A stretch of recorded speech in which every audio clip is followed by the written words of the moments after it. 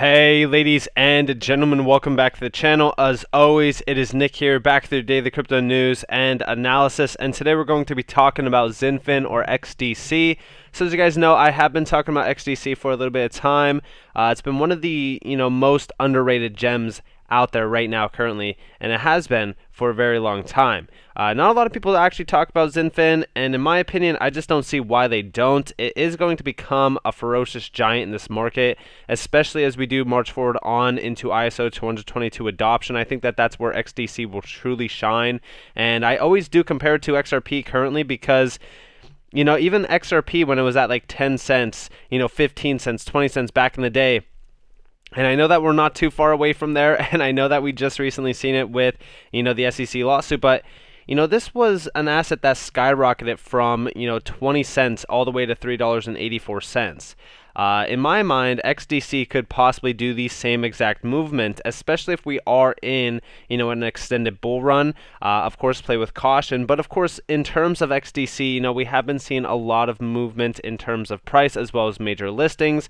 We currently are sitting at about 8 cents overall. Trading volume down about 38%, almost 39%.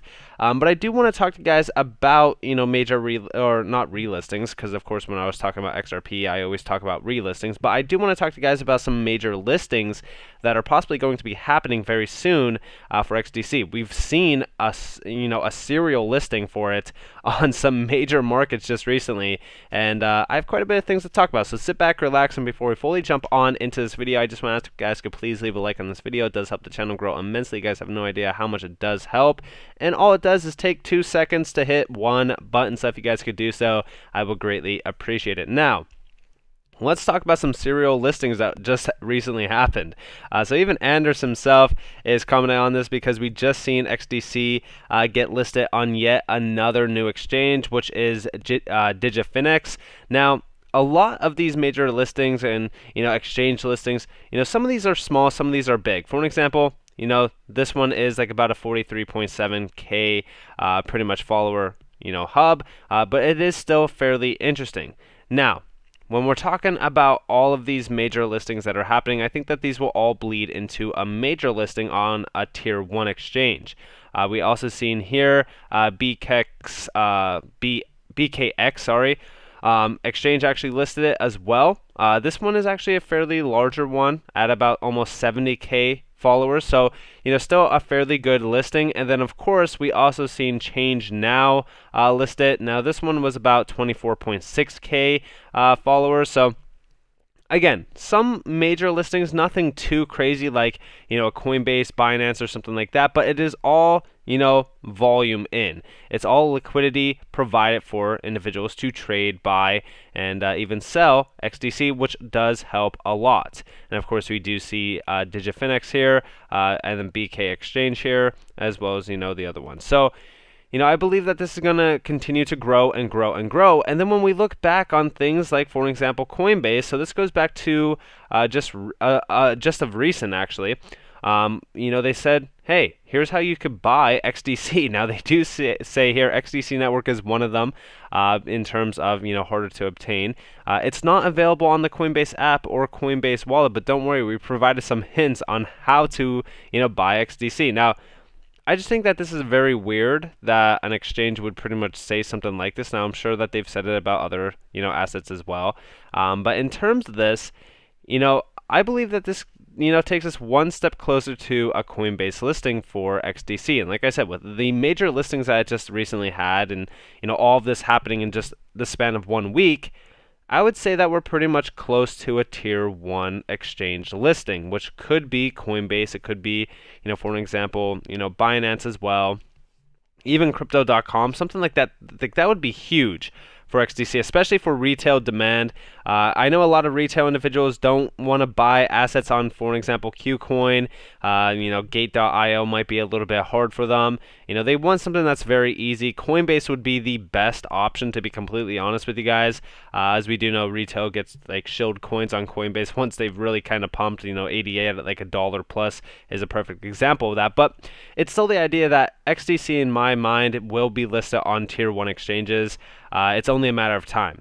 They're doing incredible things, and there's so much still yet to come for, the Xinfin network. Now, we also see here, Santa's Xmas list must be XDC, hybrid blockchain, fast, nearly free transactions, green, NFTs, high ROR, interoperability, ISO 222 compliant, CBDC ready, $24 trillion plus in partnerships. Top advisor, Andre Casterman. By the way, Andre Casterman was...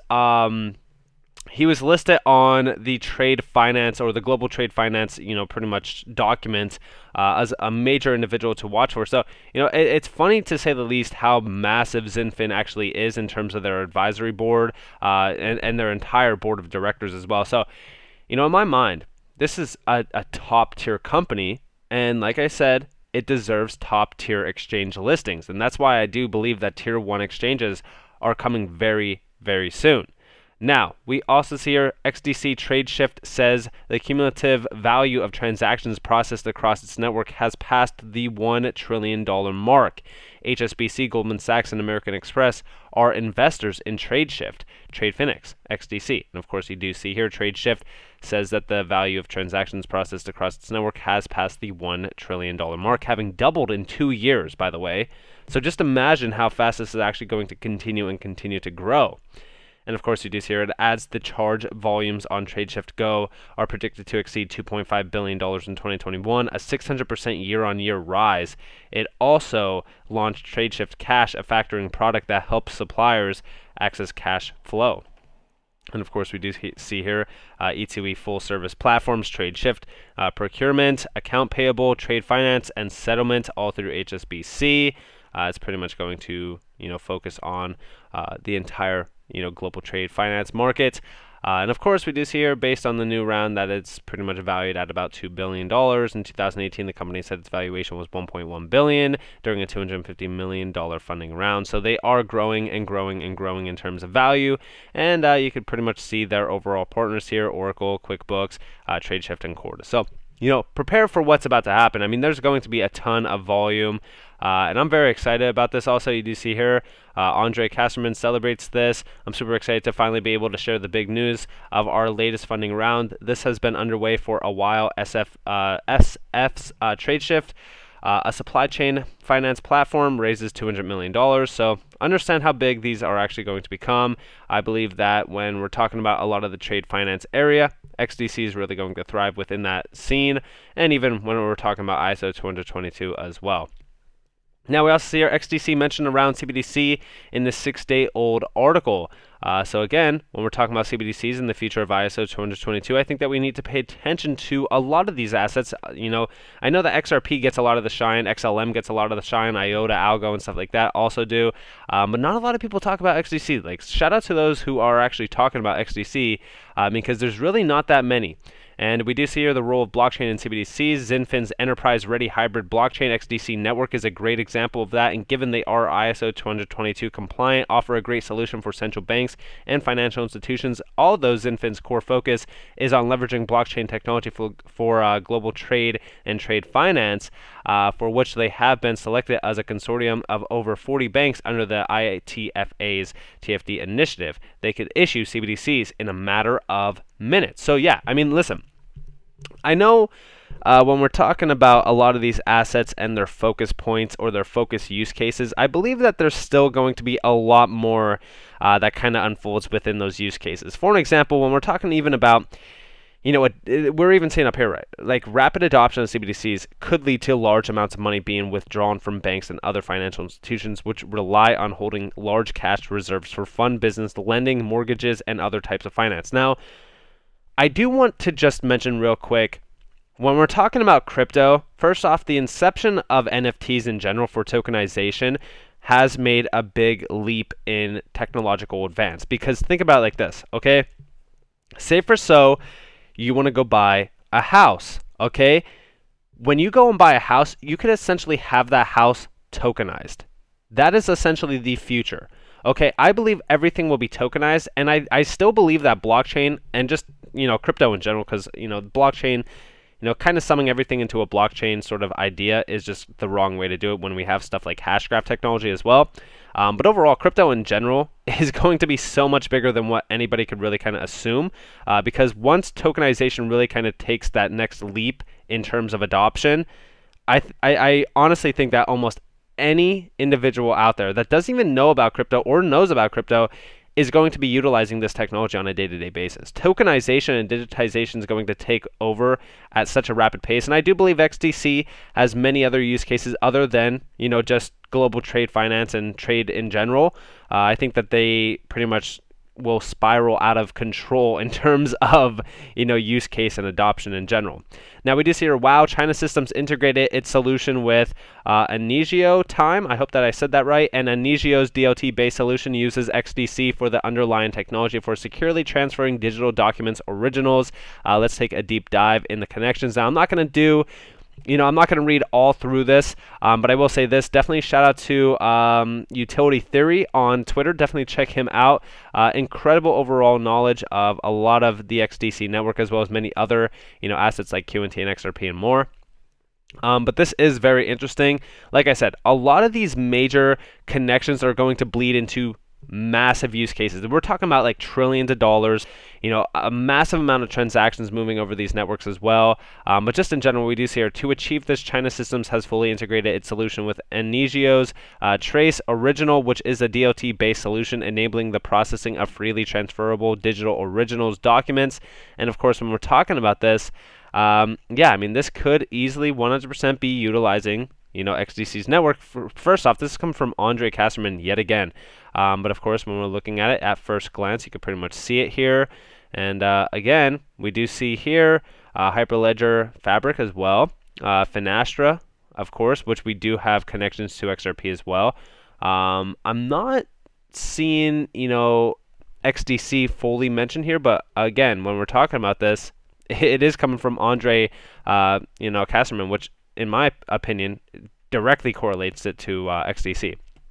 Now, we do see here, currently, the legacy banking system has major problems with moving original trade documents. They mostly deal with paper and have to store copies. Anigio acts as a digital notarization service for verifying the documents, reducing the needs for paper systems. And this is what I was talking about. Like, these major use cases are so much bigger than what most people think. Like, we are eliminating the need for paper. We are eliminating pretty much all of the things that kind of keep us from taking that next leap of faith in a technological advancement, which of course is digitization of pretty much almost everything in terms of even documents. So I think that this is actually a fairly large use case, and here we actually see, I believe that this is the connection that we're kind of looking at, but difficulties with paper and cross-border trade as well. So this is pretty much that trade finance sort of area, or the trade in general sort of area that we pretty much are looking at in terms of a connection with XDC. We are seeing here paper invoicing in global trade between SMEs also creates a lot of headaches and friction. It creates a very slow verification process that's hard to keep track of. Anigio and also XDC network can solve this by digitizing each invoice on a decentralized platform, easy to access. And that's pretty interesting there. Now we do see here XDC is the underlying infrastructure that Anigio is built upon, and we actually can see that in terms of a DLT. Like I said, they're not going to mention the name here. I don't think that they actually mention XDC or Xinfin in general, but they are talking more so about a distributed model or a DLT technology. So actually, yeah, they do. They actually do. So XDC is the tokenization infrastructure. So that is essentially what is going to be tokenizing these documents. That's going to be the tokenization choice in terms of a DLT. So yeah, like I said, this is so much bigger than what we also see just on the tip of the iceberg, which is just the trade finance or the global trade finance sort of area use case for XDC. I think that tokenization is going to provide a ton of value for a lot of these DLT technologies, even HBAR as well, I've said multiple times. In terms of tokenization, I think that that's going to, like I said, take us into the next leap of faith. So in general, I think that this is a fairly large use case in terms of trade, finance and trade in general. I think that XDC will really kind of prosper from those use cases alone, but I do believe that there's going to be a lot more use cases provided for XDC in general. And I'm very excited for it. Just in general, Xfinx, which I just talked about in a video yesterday or the day before yesterday, that's such a massive use case that's going to be utilized on a day-to-day basis. I mean, this is really connecting pretty much everyday life. You're looking at, banks, fintechs, underwriters, insurance, credit agencies, pretty much everything that we talk about, in terms of tokenization. Because I've always said that credit in general will be tokenized as well. So this is going to be very interesting when it does get utilized on a day-to-day basis. I think that we're just so early. I don't think a lot of people realize how massive some of these use cases actually will become. Like tokenized, securitization is going to be at the forefront of a lot of things.